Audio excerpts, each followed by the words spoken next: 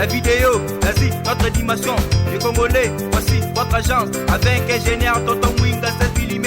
Papa, na Kevin, agence 16. J'étais à Mila, Bazako, Katesa, Coca-Cola, toujours imité, mais jamais égal. 16 mm. 16 mm. 16 mm. 16 mm. Réalisation, clip vidéo, théâtre et cinéma, publicité, documentaire, magazine, reportage mariage, reportage d'aide et émission. 16 mm. 16. Tiko bato mususu pe babenginga na France wana. Papa wana tozosola na lobi. Papa wasambula loba chaque fois to landa maye ya mvuluzi Kimbangu. Mais mvuluzi Kimbangu azalaki na lingomba te mate yaki. Est-ce que ye pa kosala teke lingombe za te me azoki nda kote ya bamboka na bamboka. Fotite ayebinde histoire mvuluzi Kimbangu te. Na projeta ki photo moko ya mvuluzi Kimbangu na kati ya Kilongo azote.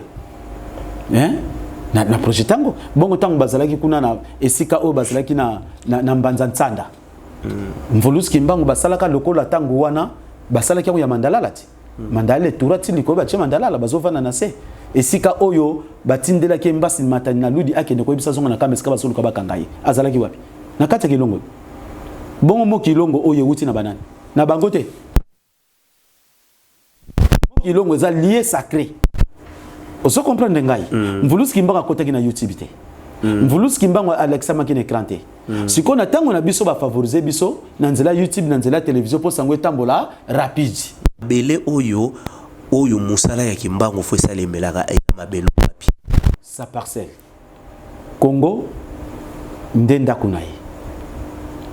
Oso comprendre? Siko soki tobi Nkamba ezali village. Tamsu bat baye bakate. Kamba ezali kombo ya village. Na lokola Mvuluzi Kimbangu abota makana pardon azalaka na village wana nde Mvuluzi Kimbangu wuti na village de Kimayala. Bateka ke koteka pour koma place wana. Vous comprenez? Eza village lokola siko papa asambula soki akufi. Sikoyo po kombo ya nzambi pongo etambula fo batu bayaka na mbinza esika pa asambula asala ki misala. J'espère que la réponse n'est pas compris facile. Voilà. Papa wasambulwa to lelo toza soki 21e siècle tozo kende soki wapi na bandeko pe batalaka na YouTube bazomona. Meti lelo oyo ndenge tolati bilamba boy totalaka na ba video mususu bandeko na biso ya Afrique du Sud.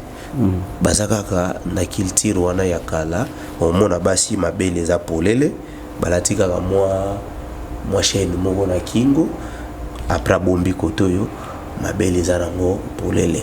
Est-ce que lolenge wana eza ya kobetsa bato mabakute ou bien bisoniyo sopoto zonga na bokoko fo pe to koma lolenge wana matondo mingi bokoko na biso ce n'est pas dit que ezali yo mona fota mama ki pamvita yo mona ki mabele libanda mama ki pamvito bachaka bino bakata boyalata basinga wana mama ndona ezaka maki pamvita te au moins nakitaka zalaka mama obimba wana ba mama bandoko salisa bato na matiti ba charlatan.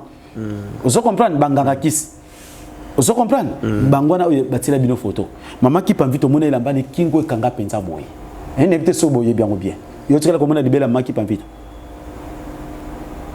Mvuluzi Kimbangu so bomona ki ye torche ni état d'un prisonnier. Vous comprenez yango bomona ki ye bongo. Ce n'est pas dit que bakoko na biso bazalaka conscient bakende kotika mabele libanda épreuve maman na bino tango abota ki yo ayebisa que koko abota ya banda kotika la mabele libanda non wana ezalaki batu bazali na pasi bakangi bango besclave balata bilamba te papa ena ba vidéo mususu soto protéger on pas to projecter on na YouTube okokamwa ndenge bazo nyokola bakoko na biso bazo kata bango ba sexe bazui ba fongole munoko bazui ba biloko ba longole mini nyonso na munoko ba kati ba makolo na kosala tout au projecteur yango po biloko na mususu tamusu leta ko tele milanga omona ndenge basala ba noir na kombo ya Jésus pe bazoyebisa bango ke Jésus obondimaki bomoni misala na ye ozomona papa kokata bango ba sexe kosala nyonso balingi ko violer papa tikako ozomona mais basekre wana oyo monaki batikali batorchini bazalaki na lolenge moko ya bawumbu kozwisa bango bakaushi na makasi elamba kutu moola te eza te okozwa elamba wapi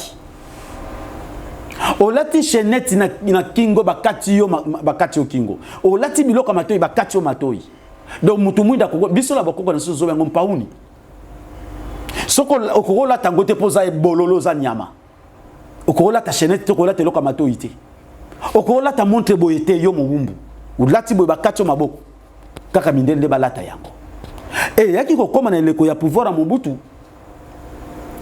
bayaki kozwa mokano epai ya Mandarandele itanzi ke ezosenga peuple nyonso balataka kaka kiloti pantalon ezaka mpona bakonzi ozo comprendre ngai Maputo ba super wax ba métrage ba hollandais ezala kaka mpona basi ya bakonzi impreco ezala nde mpona ba civil nyonso basi nyonso ya ba peuple docteur ke besla manevite soko ba impreco ba imposaka pe loko wana ozo comprendre donc mpona kozwa peuple lokola eloko moko pamba et à l'époque de Mobutu est-ce que Congo bolamuki kaka sikoti na tango ya Kabila na tango ya Mobutu na ndoko cha munoko na kati ya dako otanga kwa Mobutu bamama akoyoka okobomisa biso po peuple ndoko so peuple beteke président esclave na ye président de la république azalaka moumba peuple pona ko luka esengwa peuple ko défendre peuple ko tchakimia na peuple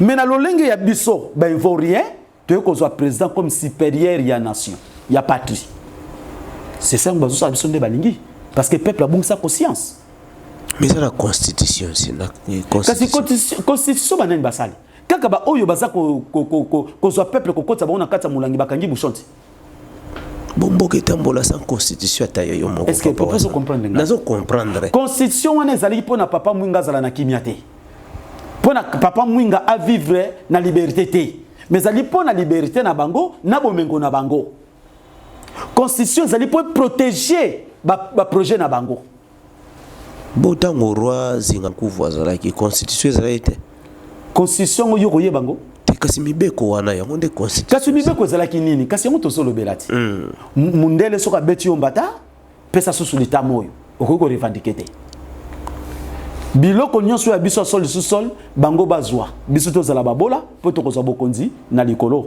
esika tokende kosepelela parce que yebisa constitution wana ezalaki mpona bomengo ya peuple Congo to ya baléopold na babelge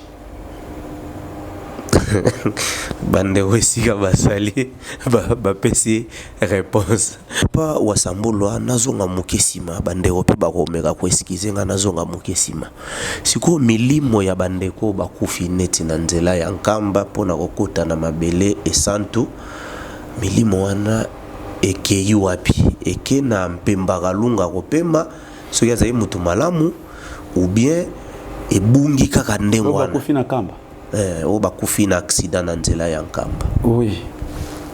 En tout cas, bango bazo sambela Yesu. Babi bakufi na Yesu abungi libela. Comment okende soupe mbakalunga? Parce qu'ils étaient là mpona Jésus. Te pona kimbango pe. Non. Papa. De bango c'est bazali na D. Bazalo kenda kimbango na Jésus. Chrétien. Mais lelo na sepeli ba région de Wasambulwa. Au moins il a fait la bango fait photo bachaki. Wana photo la kisa biso. Oh tata Wasambulwa. Ah. Na Congo mutu aliboso la kisa na Afrique mutu aliboso la kisa yango na batu ngai. Pe bangudza mwana za ngunza te. Misusu ba seke papa falo bomba ngonana. O eza ko luka komba na église kimbangiste. Falo bomba ngonana na biso tozali pona ko salela nzambi pungu. To bimisa bosolo to na zo luka komba na mutu. Ozo comprendre même kimbangiste bengi saka ngai. Pona koloba ke na kena na chaîne na bango pona ko démentir ngo. Mais loko la vérité bimi na simami ko na monaki na chaîne oyo na télé 50 bazoko cha photo wana presque tongo midi pourquoi ki bangisa bia assez révésé biso beto sala kaka po balu baketo za bataki mbao Vous comprenez ngai? Yango wana me muto liboso abimisa ngo ngai yo. Ba misu batuni papa est-ce que ça sire? Ozo la question ça si batumi bakamwa. Mais en réalité, ye wana kimbangu. Ngana lobaka pena kokisaka tanga nazoba ke mvulusi kimbangu yete. Mais na yiki ko bimisa mvulusi kimbangu solo. Et preuve ezali pe bango na kimbangisa yango bachaki.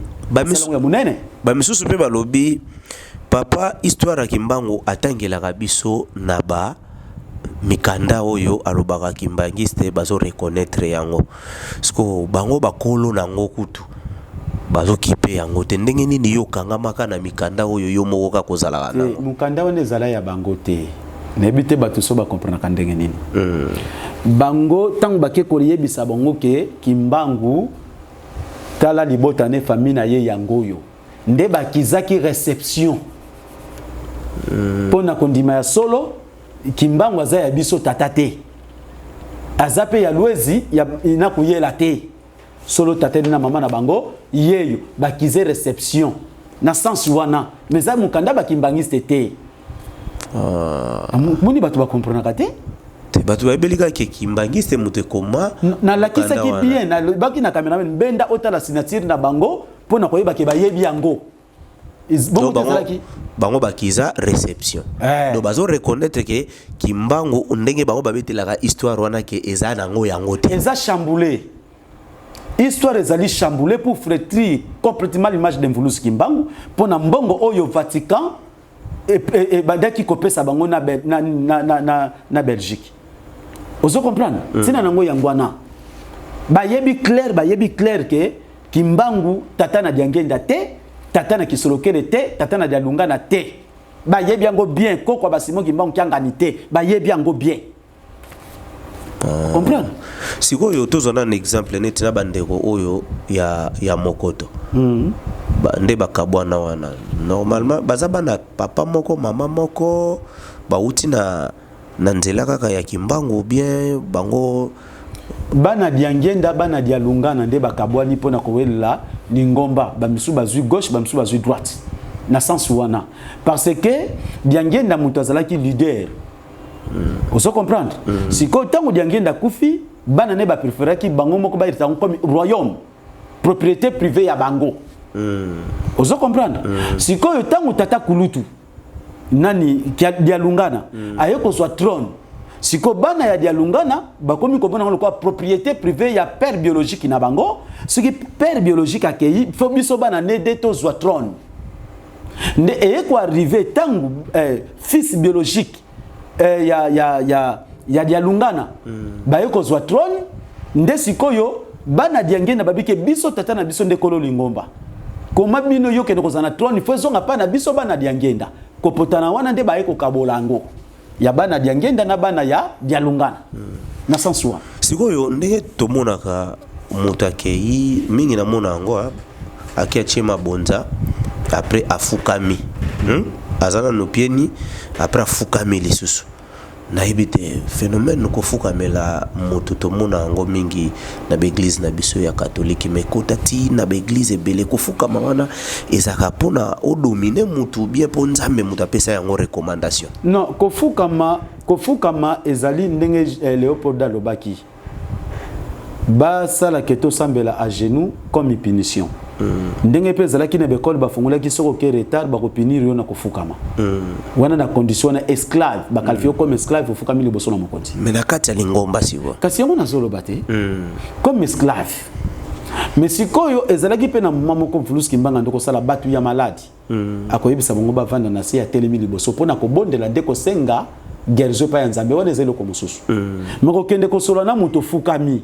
Doko za lokole esclave ogumba mi liboso mokonzi na yo.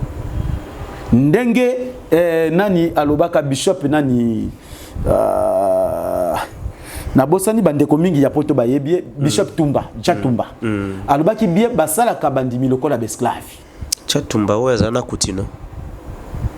Est-ce que azana kutino na ebite ya azaki mutapoto kuna pa bimisi ba secret nyonso nde na uka suka koma pe na ebite batu bayebi ra mukili na ba témoignage apesa ki na pe na ba image wala yete ye azana kutino Élysée si je ne me trompe pas faut Élysée Chatumba bi bien que bazwa ka bandimi comme esclave.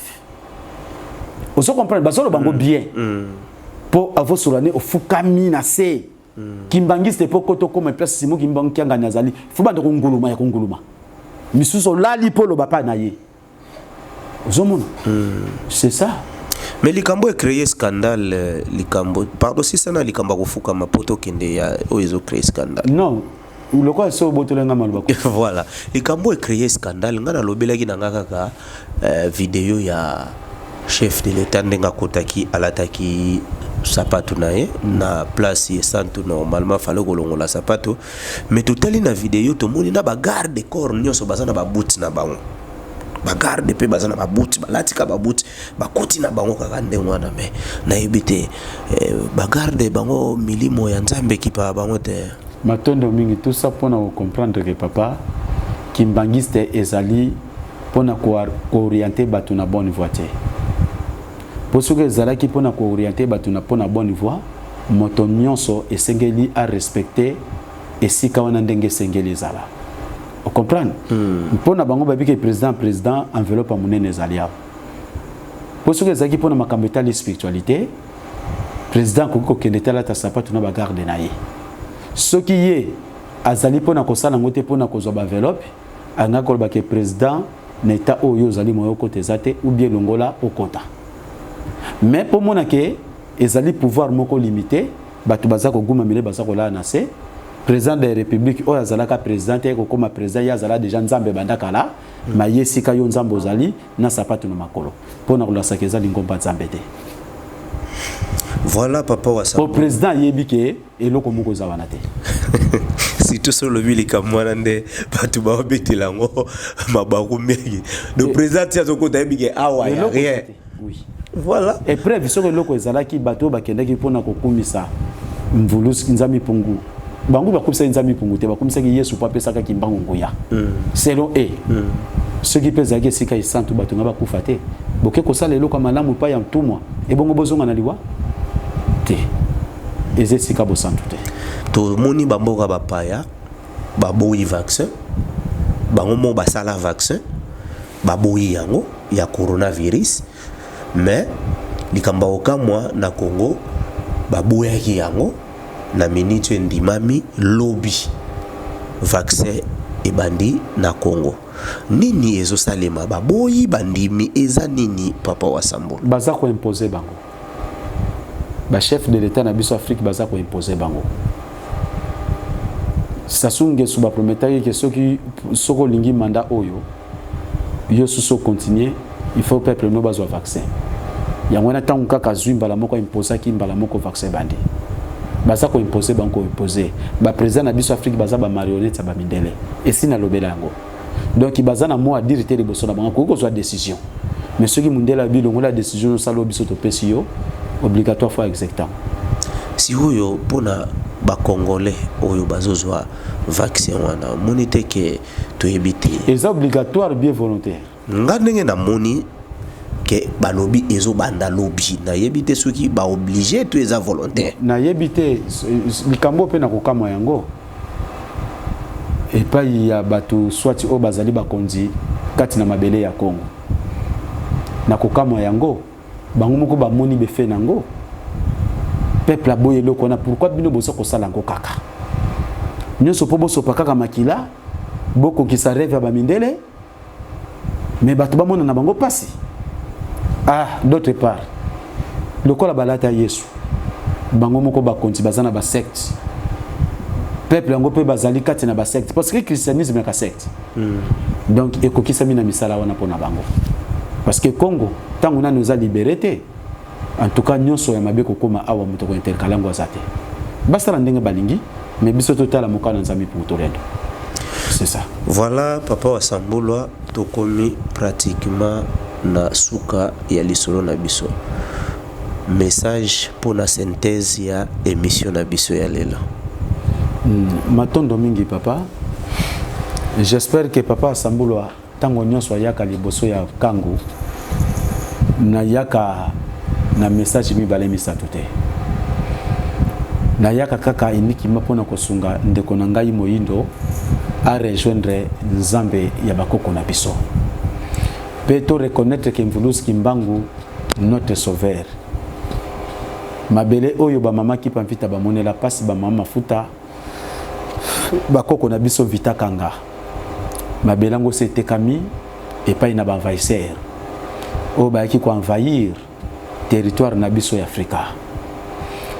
Alors pona balonga bayaki nanu premièrement pona ko bebisa lokumu nzambe na biso pe na kosilisa nguya ya kombo na ye komemela biso kombo mususu oyo biso lelo na Afrique bakomi ko adorer yango permettre souffrance na biso africain. Alors na Congo pe Afrika batu ya mayele bazali ba mekana nu kosala examen de conscience ba mituna banda bambrasa religion des étrangers soit le christianisme islam na ba secte mususu. Est-ce que Congo c'est comme ata numéro 2 to numéro 3 na kata planète? Afrique c'est comme numéro 2 na kata planète? Tozaka ka ba marionnette na peuple na ba konzi donc ba konzi baza ko se oser liboso na biso mais bazali ba wumbu oyebi ke ba komiti na niveau ba mindele ba mbuwako mingi ba yebi video wana ba mbo bazana bazobenga na ba kombo Omar Bongo aye na boyebi yanguti ozomona ya komiti na niveau na donc bazozo mindele ba konzi biso ko ba mbwa na bango oyo nyonso po mbwa bato baboko la mbwa so alinga a libérer mbwa ako libérer mbwa so na posa kanga mbwa akangi mbwa nous so kolinga pese biloko ndenge siko bazozo ba kontina biso. Alors papa yango biso toza koya pona kolamusa bayindo to telema elongo po to combattre système oyo ko combattre système ezali kozongela bolingo ya solo donc yango de religion na biso pe kozonga na se ya makolo nzambi pungu pe ko croire na mvulusi kimbangu lokola mobikisi ya biso bayindo pe kozonga na bolingo ya kokoka entre nous. Vous so comprendre pe kokumisa bobele nzambe na biso yango nde mutu kozala na nguya ya ko combattre système parce que mindele na physique boto kokolonga bangote ba arme nyonso bango baza ko sala ba mituko to kotambola bango baza ko sala ba avion de guerre ya nini ya ba voyage bango baza ko sala ceux qui balobi kaka lelo ba bombarder Congo défense kozalate peut-être nzambe kaka na molimo to ko défendre biso. Alors combat oyo ezali combat moko physique te biso na ba mindele indépendance spirituelle et la kisi ke biso ba africain to se dépendre na spiritualité na biso to refuser spiritualité oyo ezalaki importer et pas na biso ba africain. Vous comprendre?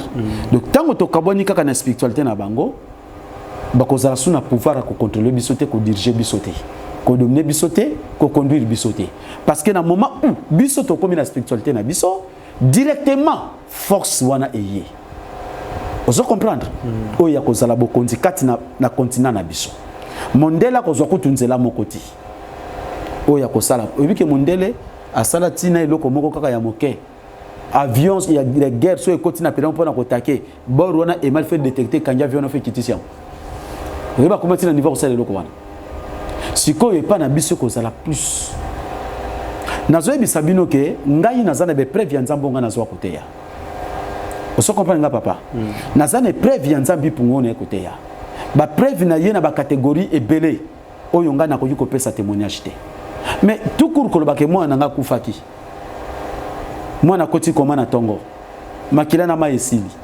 17h30 kati motema akufi na beli nzempo ngazongisi molimo wana ya témoignage te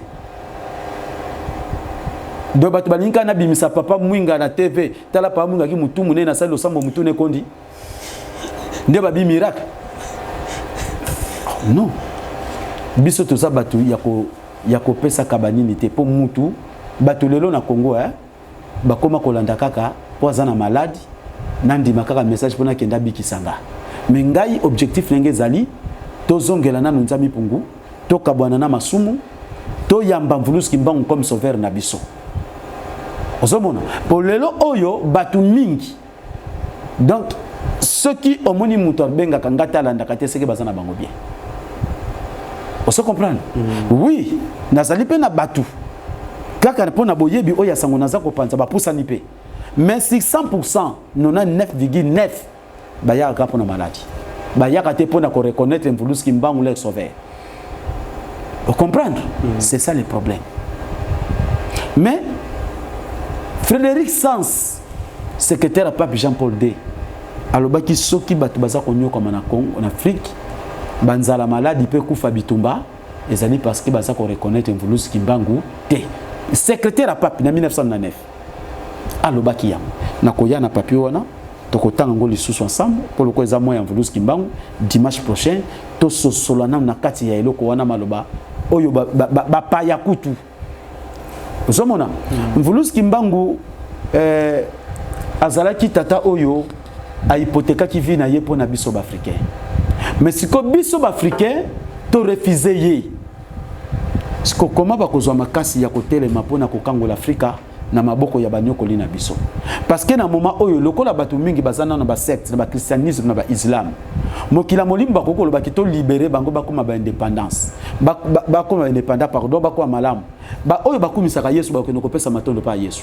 oyo bakumisaka Allah bakeno kopesa matondo pa Allah sikoyo moto oyo a libérer bozo reconnaître été ekozala inutile yango na lingi mokili mobimba ya bayindo ba reconnaître Mvuluzi Kimbangu comme sauveur na biso pe nzambi pungutulendo lokola nsambe na biso oto bengi na kitetela onyashongo na Equateur to bengi ye nzakomba nzapa to bengi lisusu na kombo ya Akongo Mongali kuna na Equateur pe soto ke na este kuna tokoyoka Mungu mapendo Mungu baba to pe na Kasai viti mukulu maweja na Angila na este Mungu baba Mungu mapendo na Afrique matondo benge nzambi pungutolendo na lingala nzambe yangu ya nyonso soki tozongeli nzambe wana biso moko papa mwinga j'espère que okoti na kati na kilongo deux fois pamba mais na deux fois pamba yo koti na kilongo na kati na 10% ya berero zaki nango peut-être solo ngoli moko kaka na deux fois pamba participer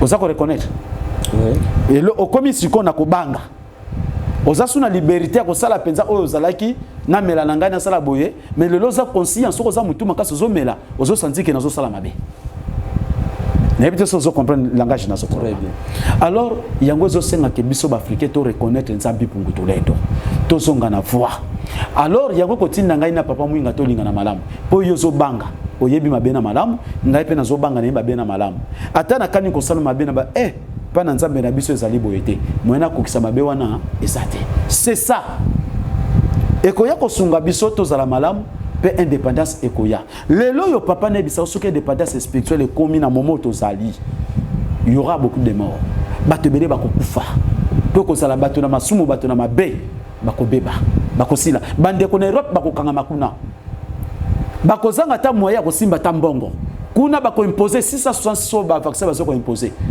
soki ozus elemba 66 te okoteka te okosala te pesa kana no bible na bango to suki sawana po balobango déjà kaleza mabongisa lelo te eza na kati ya bible ko voilà bible yango yo papa eza na kati ya bible na bango ti mabongisi déjà kaleza lelo te bato bazoka mongonde papa Sambula balobi soko zui vaccin te okosala te okoteka te okosomba te eza lelo te do bayebaka ke to koma na époque oui eza nango lelo te eza nango ya kala selon ba plan na bango basala ka na ba programme na bango baladaka par lettre ndenge alphabet a 26 lettres za koloba nde baloba ke bantikriste baroye belé bantikriste baroye belé nde bino bobime belé biso to bime belé pona ko défendre kango antikriste azali moto oyo azana nguya koleka système oyo ya Kristo pona ko dominer planète biso to ko ya ko agresser pe ko la musabatu yango ba beko ba ti o to ko kwesa matena buzo bana ba c'est ça mais na kala so bando sonné bato ba bela antichrist eza bandoki bato ba yana ma enseignement ba mindele bato bazula ko siko lokola ndenge wana mais lelo yo bango pe batangisi bato français français eza ko laksa anti elakisi eloko eleki eloko mususu na nguya moni ba ko faire pénétrer Jésus na kati Afrique bayeba ki ke muta ko koka ye penza ko bwake na libanda bazali yango ba pesi bango ko banti antivirus na lolengo anti-incendie OK do banti wana nyoso banti incendie ezali baye na maye anti-incendie bomiango ndenge to ko boma Yesu na kati Afrique c'est ça na lolengo wana to ça na Apocalypse chapitre 13 to bandi na 15 na tango plusieurs fois na tango encore po yo lo bito tanga Et-il lui fit donner, to bandi na 15 poto ki na mukuse. Et-il lui fit donner d'animer l'image de la bête. Bapesa nguya ko sala ekeko ko animer image ya bête. Ekeko ya Yesu ba nimango ba tiango lokola nzambe na bino. OK. Afin que l'image de la bête parle. Nde yango bol baka Yesu alobaki boy. Image de la bête imwe kolomo te boy kaka mongongo ya Yesu. Et qu'elle fasse que tous ceux qui n'adorèrent pas l'image de la bête soient tués. Moi déjà bon ça. Moi t'as comme ça. Tala. Moni ah wasambulu eh.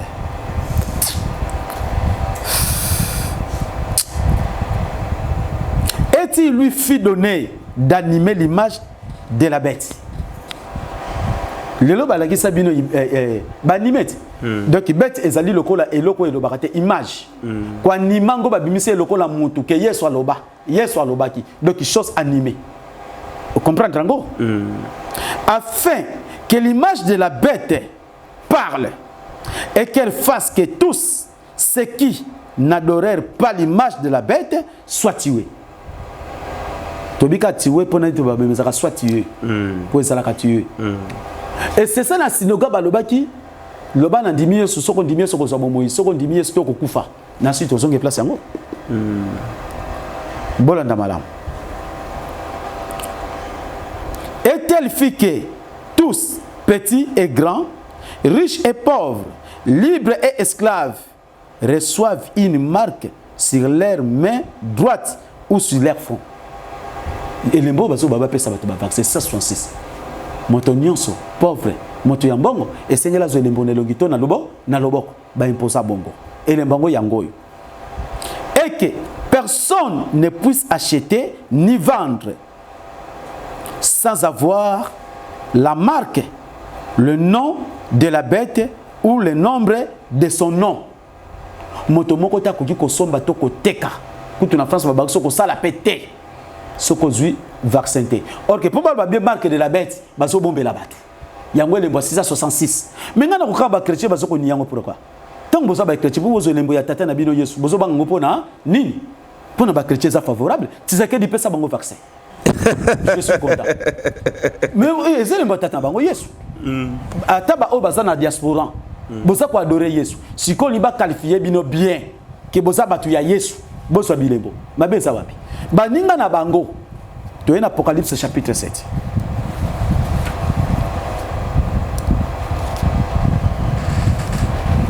Na chapitre 7 baninga na bango salaba kandenge nini Apocalypse chapitre 7 ba na 1 wana Bible biso toté la kate to la bango plan na bango nyoso ko sala mokili yango na Bible. Voilà. OK. Après cela, j'ai vu 4 anges debout aux 4 coins de la terre. Ils retenaient les quatre vents de la terre afin qu'ils ne soufflent point devant sur la terre. Ba moni ba ange minei ba teremina mokili ba kangi 4 coins mokili po pepate kati na mokili. Ni sur la mer, ni sur aucun arbre. Et pepate na mokili na mai tope na banzete.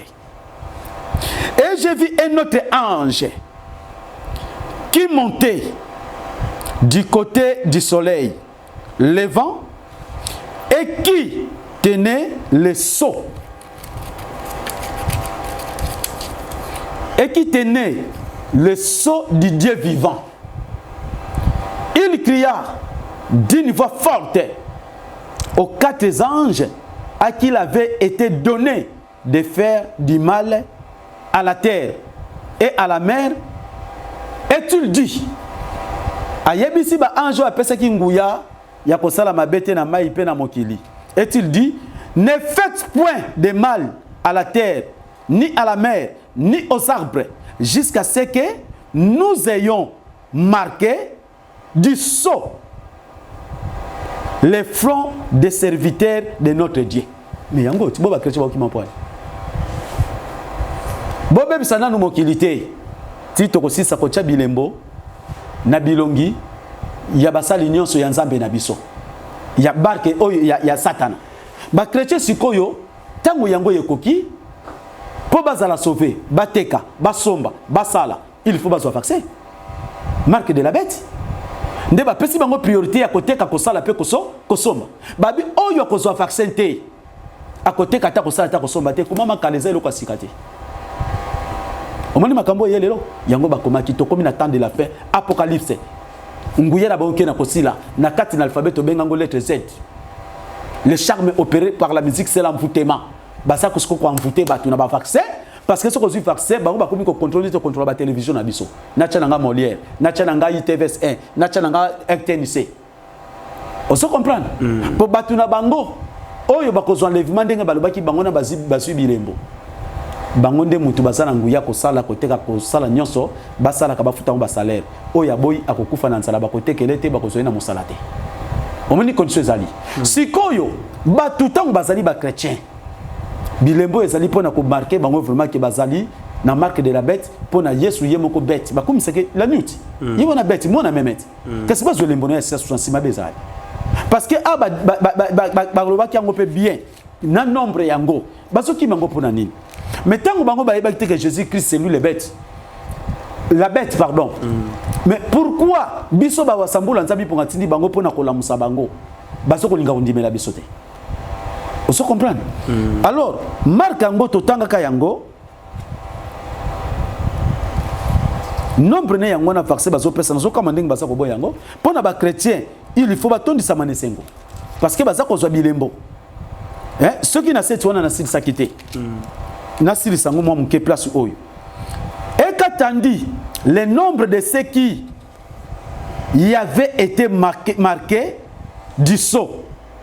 Ozoka pep na yoki bayebi singai nombre ya bato oyo basoki déjà bilembo c'est lui pardon et j'attendis le nombre de ceux qui avaient été marqués du sceau 144 000 de toutes les tribus des fils d'Israël basambela kanzamba Israël babisa 44 000 personnes basoka bilembo bango babenga bayenge beni siko bino ba chrétien so boboye le 66 bokozala parmi bangote mwebo benga bayenge beni ezate enlèvement na bango balobaki c'est lo que ba misu bakozana pasi po bakoboya kondimila Yesu pe koboya kozwa bilembo bakoteka te bakosala te bakokufa na nzala pe bakoboma bango bango bakoprotéger bango bakosala bakoteka bakolia po bazwi bilembo 166 c'est ça l'enlèvement. Vous comprendre?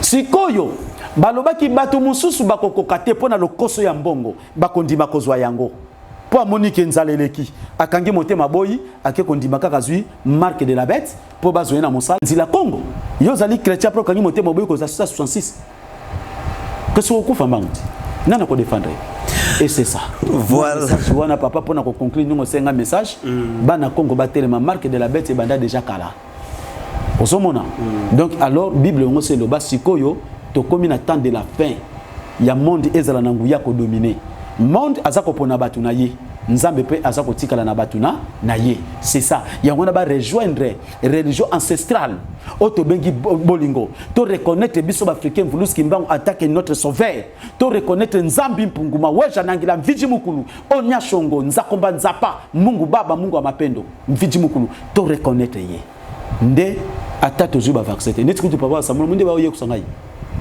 Ah, yolo baka papa ngana kolia oui, yoko kufa na nzala po boyi vaccin. Mais ngalo kona mesana kolia te. Na kokufa. Bon mon place na longeli. Nzamba so préparer li bomu ngai. Voilà to komina suka ya émission na biso na ebike esepeli sibino ba nyoso bozwa ki occasion ya kolanda biso bo continuer ko s'abonner zo pe vidéo partager tindela muninga kotika ngoka kateza la pona yo mo tindela baninga ekozala malamu mingi papa wa Sambula to komina suka bambote epai bandeko balandi biso bambote na batu pe ya sika po batu sika pe namona batu sika mingi babengaka. Oui.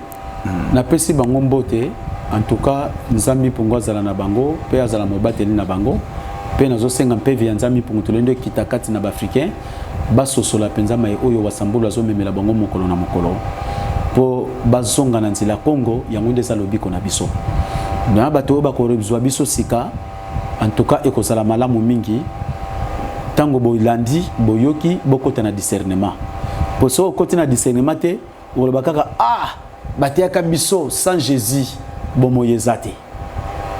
Vous se comprendre? Natika penza Yesu. Mais papa, maman, na biso vérité ngai wasambulwa. Jésus-Christ, c'est lui le diable Satan. Yende muto aye na mbetu ya kolalisa biso bafricain.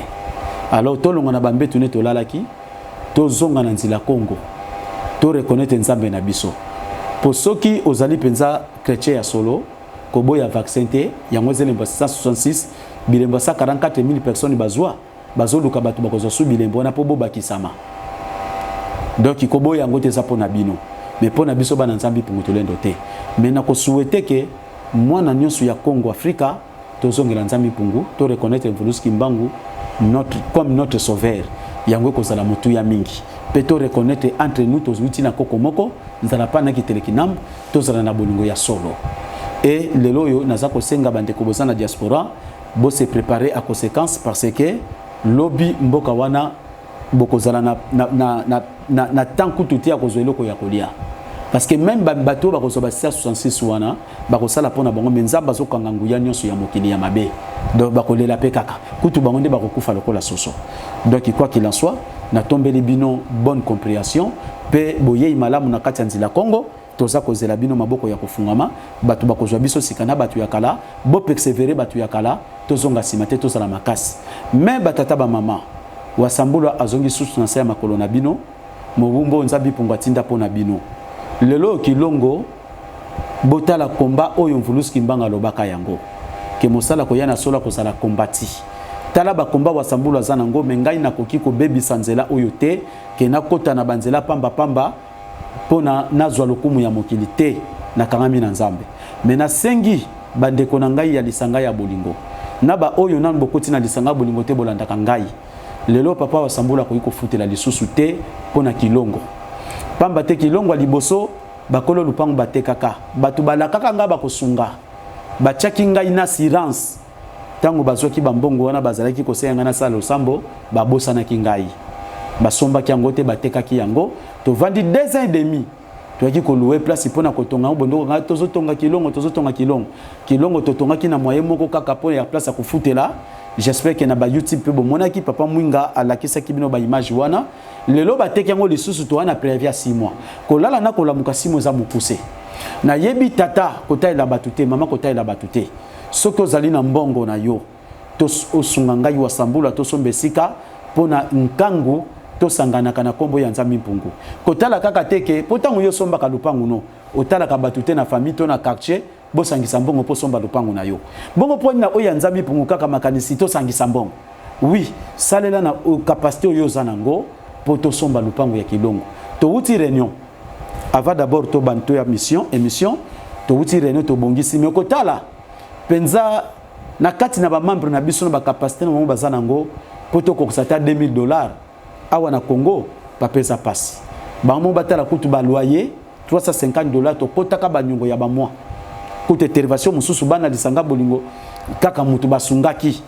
particulier kati na lisanga bolingo basungaki pona loyer na ba mois banyongo misusu to futi bongo siko ko somba do awa eza pasi makanisi na nganyo soza na diaspora botika ngai te ba papa na ngai ba mama na ngai botika ngana tango ya pasi te nazako senga bino mbongo te pona kotonga kilongo et pardon ndako ya wasambula kolala na ndako ya kolala nga naza locataire mais nazolinga nesika bonzambe to tele miselembo kozala ya biso nyonso bana kitwa dikaba solwa na ba oyo bazali na ba oba ko region de biso pona lokumu nzambe na biso en tout cas bopimela biso te bosala ngo na bolingo nyonso kotala mbongo na banki te bimisa to sombesika to tongesika pona nzambe pungutolendo matondo mingi matondo papa wasambulwa tokomi na suka bandeko oyo bayambaki biso na tondi bino makasi na yebike tokutani lisusu na mikolo mizali koya botikala malamu. La vidéo, vas-y, notre dimension. Les Congolais, voici votre agence. Avec ingénieur Tonton Mwinga 16 mm. Papa, na Kevin, agence 16. J'étais à Mila, Bazako, Kadesa, Kokola, toujours imité, mais jamais égal. 16 mm. 16 mm. 16 mm.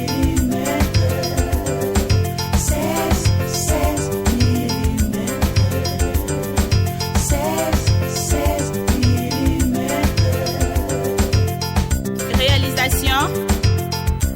vidéo, théâtre et cinéma, publicité, documentaire, magazine, reportage mariage, reportage d'aide et émissions.